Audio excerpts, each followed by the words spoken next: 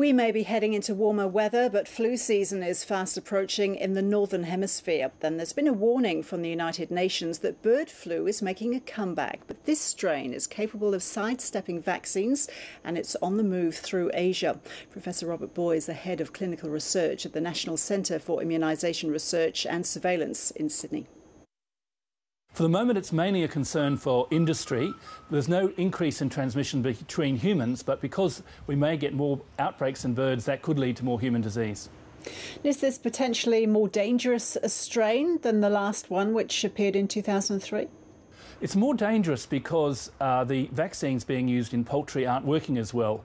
The strain is already a very dangerous virus because the death rate in humans is more than 50%. I don't think it's more likely to be fatal. It's just the worry that it's more easily transmissible if more outbreaks are going to occur in birds with the vaccine not working.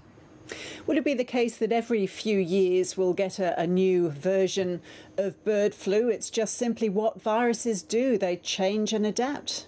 Yeah, it will adapt. It's an RNA virus. It's very poor at copying itself, which means that it mutates even while it's infecting you in your own body. The virus is changing.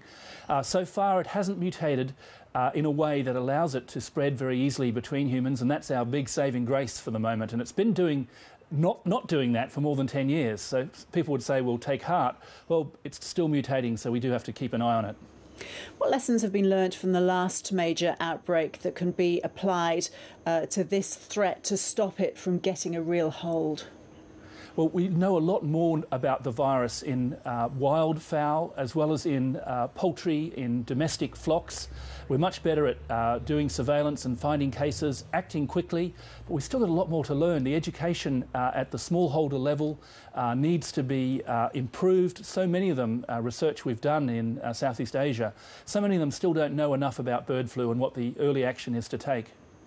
But because this latest strain of bird flu is centred on Asia, how worried should we be here in Australia, given our proximity to that hotspot?